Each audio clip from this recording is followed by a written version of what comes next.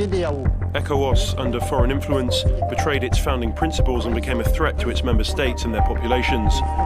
The organization notably failed to assist these states in their existential fight against terrorism and insecurity.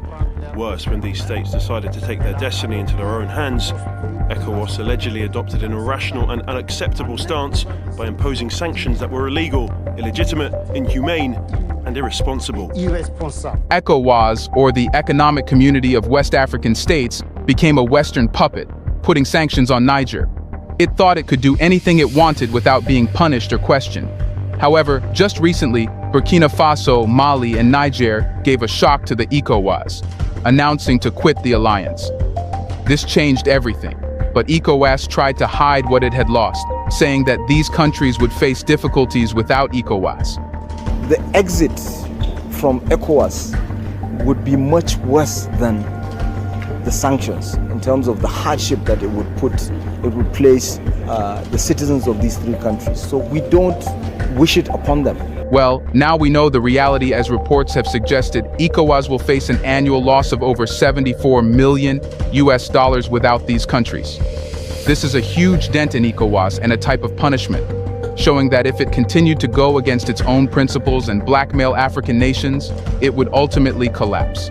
But how has ECOWAS faced such a massive loss, and how will it increase with every passing year? Let's find out.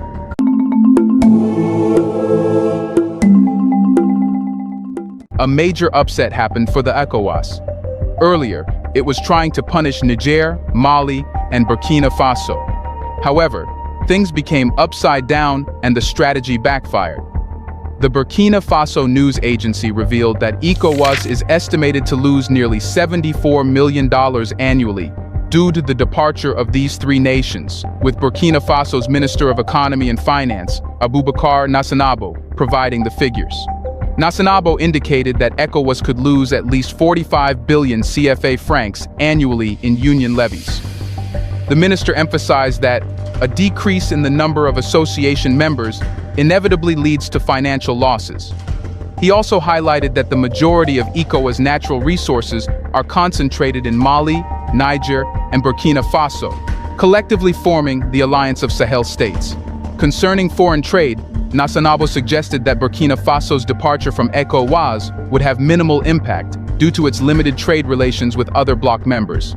Strained relations between AS countries and ECOWAS have persisted since military takeovers occurred in Mali in 2020, Burkina Faso in 2022, and Niger in 2023. In response, ECOWAS imposed severe sanctions on Niger and threatened military intervention to reinstate ousted President Mohamed Bazoum. The departure of these Alliance of Sahel States members from ECOWAS was hailed by Burkinabe Prime Minister Apollinaire Joachim Kielem de Tambela as a historic decision that aligns with the desires of the people of Burkina Faso, Mali, and Niger to attain complete sovereignty. Additionally, the departure is expected to diminish ECOWAS's geographic reach, reduce its population coverage, and impact its overall collective GDP. But is it true that the losses were the reason ECOWAS earlier begged these countries not to quit? The West African regional bloc ECOWAS earlier urged the military-led governments of Burkina Faso, Niger, and Mali to reconsider their decision to withdraw from the political and economic alliance, stating that such a move would impose hardships on their citizens. However, these three countries have not changed their plan. This departure presents an additional challenge to ECOWAS, which has struggled to keep African countries under Western influence. ECOWAS Commission President Omar Touré criticized the junta's decision as hasty and accused them of not following the proper withdrawal procedures outlined in the bloc's rules. He did not specify which withdrawal conditions had been disregarded. According to ECOWAS regulations, member states seeking to withdraw must provide a written one-year notice. However, the military leaders announced their intention to leave without delay, arguing that they did not feel bound by the terms of the treaty. This decision increases the likelihood of a complicated disentanglement from the region's trade and services valued at nearly 150 billion annually. It's another shock for ECOWAS. But why do Burkina Faso, Mali, and Niger want to punish ECOWAS greatly? The three countries have put forward three main justifications. Firstly, they condemn what they perceive as illegal, illegitimate, inhumane, and irresponsible sanctions imposed on them for disrupting their democracies. Secondly, they highlight ECOWAS's failure to support them in their existential struggle against terrorism and insecurity. Additionally, the military leaders argue that ECOWAS has deviated from the foundational principles of the organization and is now under the influence of foreign powers. Earlier, ECOWAS explicitly stated that it would not cooperate with the regimes. Its statements reflect a firm stance aimed at deterring military coups in other countries within the bloc. However, once these countries decided to leave the alliance, ECOWAS begged them not to leave. Moreover, ECOWAS failed in earlier decided objectives in a true sense.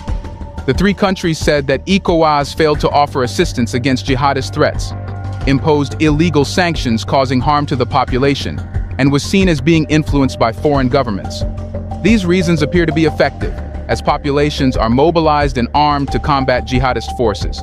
Military leaders are adopting the persona of Thomas Sankara, the respected former president of Burkina Faso, known for his resistance against corrupt elites and French dominance, as well as his principles, modesty, and concern for ordinary Burkinabe citizens. This narrative conveniently aligns with the agendas of both China and Russia, asserting that current global institutions primarily serve to protect Western interests. They argue that adherence to Western values denies nations the right to develop independently, suggesting that only China and Russia truly champion the interests of the global South. Russia's actions support its rhetoric, with approximately 1,000 troops stationed in Mali, now under state control, and rebranded as the Africa Corps. The first 100 troops have arrived in Burkina Faso, with plans for more. Other troops are being deployed to Niger, ostensibly for counter-terrorism operations, but primarily to safeguard the regime against internal threats. But what more losses does ECOWAS have to endure? I think ECOWAS could survive. It's not too late to make things right. ECOWAS realizes that all of the measures and the sanctions it enacted were inappropriate. And it's trying to solve this through diplomacy. And it should try to solve this through diplomacy. The primary impact will be on trade and economic development. ECOWAS serves mainly as an economic community, and the departure of any member will undoubtedly impact trade and economic progress. Collectively, the three countries contribute 8% to the $761 billion ECOWAS gross domestic product. In 2022, the total trade volume from the ECOWAS region was $277.22 billion. There is concern that the exit of these countries could disrupt the flow of goods and services within the bloc. Additionally, leaving the bloc could lead to other significant outcomes like economic downturns. Moreover, this economic downturn could prompt a significant migration of citizens to other ECOWAS countries, posing an extra threat to the bloc's stability. Concerns arise that the three countries may establish bilateral relationships with nations that could be detrimental to other ECOWAS members. For instance, there are worries about Niger aligning with Russia after severing ties with France. While the lack of security support from ECOWAS was cited as one reason for exiting, a total collapse of existing security infrastructure would impact not only the three countries, but also other relatively stable states such as Ghana, Côte d'Ivoire, Togo, and Benin. However, the three countries are more focused on punishing the ECOWAS countries. Political analyst Gilles Yabi echoed sentiments, highlighting that the harsh economic sanctions and the prospect of military intervention in Niger have backfired, leading to a decline in ECOWAS popularity among civilians and enabling the military regimes to opt for withdrawal. The military regimes have exploited public dissatisfaction with ECOWAS, amplifying accusations that the regional bloc is subservient to foreign powers, particularly France, which backed economic and political sanctions. They rebuke ECOWAS for failing to adequately support the fight against terrorism, as militant violence in the region has nearly quadrupled over the past 4 years. All this collectively exposes ECOWAS, affecting its reputation. Those who earlier did not know about the reality of ECOWAS today know what its purpose is. Therefore, there are concerns within ECOWAS that more countries could leave the alliance. That's why we are seeing ECOWAS still trying its best to win back the three countries. Perhaps the upcoming year presents an opportunity for substantive dialogue between the three military juntas and Ecowas, aimed at recalibrating expectations for an inclusive political process. Niger plans to hold national consultations regarding its transition following a deadlock with Ecowas, which suggested an 18-month period. Mali is initiating an inter-Malian dialogue after unilaterally terminating a 2015 peace agreement with Tuareg rebels in the north, potentially delaying elections initially scheduled for February. Burkina Faso intends to amend its constitution after Captain Ibrahim Traoré ruled out elections due to insecurity. As for now, Ecowas must reclaim its diminishing political influence, having faced rapid instability and questions about the legitimacy of some member states' leaders over the past half-decade. This stands in contrast to its peak from 1993 to 2017, when it effectively intervened in civil wars in Liberia, Sierra Leone, and Côte d'Ivoire, and facilitated a peaceful transition in the Gambia, where Yahya Jammeh initially resisted handing over power to Adama Barrow. However, after it became a puppet for the West, it lost its credibility. While Mauritania's departure from the bloc over 2 decades ago in protest of its economic sovereignty did not hinder ECOWAS's progress, the impending exit of the Sahel nations has heightened tensions and the struggle to quell political unrest in the region. But how will each of the leaving countries be affected? Here's a reminder to please like and share the video, and subscribe to our channel to watch more videos on Black culture, history, civilization, and identity. Let's continue now. Leaving ECOWAS brings losses to both parties, which include the 3 leaving countries and ECOWAS as a whole. Even though ECOWAS will lose more, Niger, Burkina Faso, and Mali will still feel the brunt. Approximately 70 million citizens from the 3 Sahel countries, who have long benefited from free movement, trade, and business opportunities within the sub-region, now face an increasingly uncertain future. Sanctions imposed in response to the coups have significantly restricted economic and social privileges, fueling public resentment towards ECOWAS. The cost of essential goods has surged, with rice, cooking oil, and fuel prices soaring by over 50% since August last year. Nearly half of Niger's 25 million people are now at risk of food insecurity, according to the World Food Programme. The primary impact on these countries will be the movement of people, goods, and services. Within ECOWAS, members benefit from unrestricted movement of citizens across the bloc. Citizens of ECOWAS countries can live and work in any member state. For instance, there are more than 5 million citizens from Burkina Faso, Mali, and Niger, residing and working in Côte d'Ivoire alone. Ghana, Togo, and the Republic of Benin also host significant populations of Nigerian citizens. Citizens from all 3 landlocked countries would lose the freedom to travel to other ECOWAS states after the exit. Niger in particular shares a border of over 1,600 kilometers with 7 states in Nigeria, with 80% of its trade conducted with Nigeria.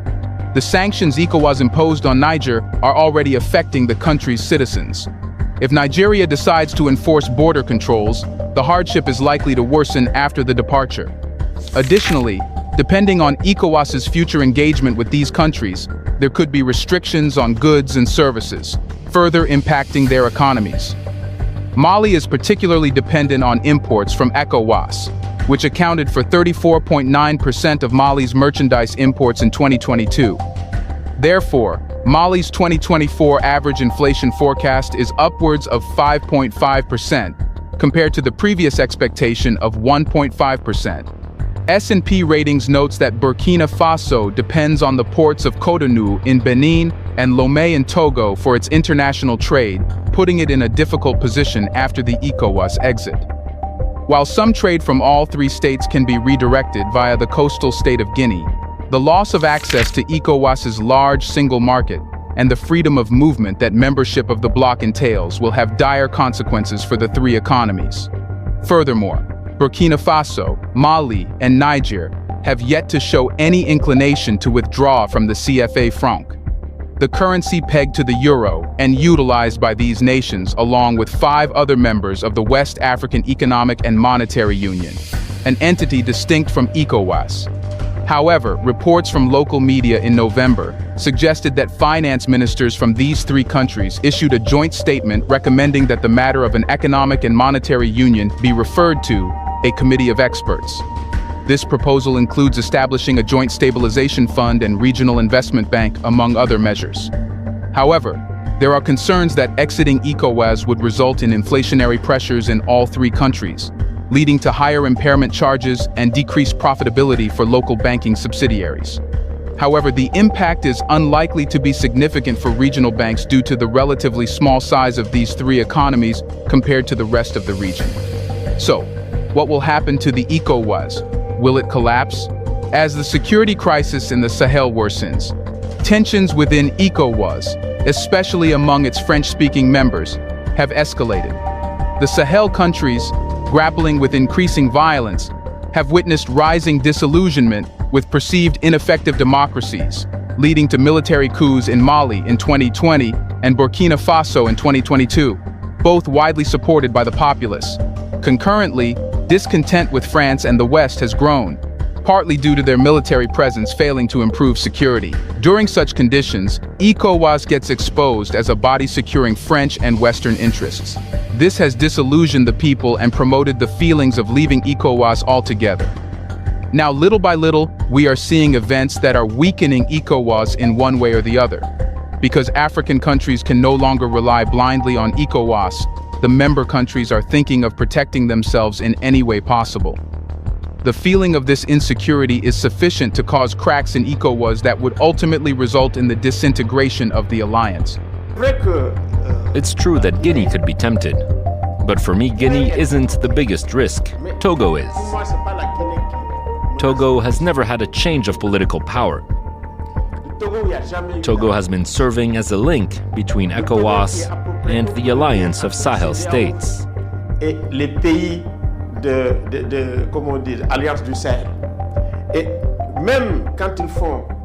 When they get together for discussions, it's in Togo. Togo is currently revising its constitution, possibly to allow the government to remain in power. For me, it's Togo that is more concerning than the military regime in Guinea. It's true that with everything going on, we don't know the potential consequences on ECOWAS more widely, or for relations between the different countries. But in reality, it looks like the beginning of the collapse of the regional bloc. The establishment of AES, the Alliance of Sahel States, in September 2023 marked Mali, Burkina Faso, and Niger's alignment as a collective entity, distancing themselves from the G5 international force established by France to combat Sahelian Islamists.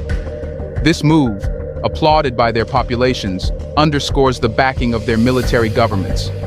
The Sahelians, embracing a pan-African identity, view their nations as finally asserting true sovereignty after over 60 years of independence, often regarding the coastals, such as Ivory Coast, Senegal, Togo, and Benin, as dependent on and subservient to France. Without a factual cost-benefit analysis, it's challenging to predict the consequences of the Sahel countries leaving ECOWAS. Theoretically, remaining ECOWAS members could impose import taxes and visa requirements for AS citizens. Still, they may opt not to do so, similar to continuing electricity provision to Niger despite ECOWAS sanctions. Whatever unfolds will significantly impact the 70 million inhabitants of the AES, who are already among the world's poorest and most vulnerable. The Sahel region now witnesses more deaths from terrorism than South Asia, the Middle East, and North Africa combined. While it's understandable that Sahelians seek a new direction to navigate their dire circumstances, the question remains: how can the will of the people be expressed in an environment devoid of elections, with political parties banned and dissenters considered unpatriotic and subjected to arbitrary detention? But one thing is certain: ECOWAS is losing. The exit of these three landlocked Sahelian nations from ECOWAS poses a significant risk of worsening trade disruptions, impeding mobility, undermining democratic governance, and weakening Nigeria's position as a regional leader. To address this urgent issue, regional leaders must confront some challenges. Firstly, the resurgence of military rule across West Africa indicates a breakdown in democratic governance, compounded by widespread corruption and manipulation of elections by authoritarian regimes. These issues are further complicated by the lasting effects of colonialism and ongoing interference by foreign powers driven by self-interest. Secondly, the integration of West Africa has been hindered by former colonial powers, particularly France, which maintains significant influence through its control of Francophone economic institutions and the CFA franc currency. Despite the expulsion of French troops from Niger, Mali, and Burkina Faso amid anti-French protests by 2023, the presence of US troops adds layers of complexity. While Ecowas was originally established to promote economic integration and development rather than address security threats or safeguard democratic institutions, it has evolved into a peacekeeping force. However, intra-regional trade has been hampered by member states' failure to diversify their predominantly monocrop economies. Therefore, instead of becoming an instrument for the Western countries to suppress African countries, ECOWAS has to recall the reason it was established.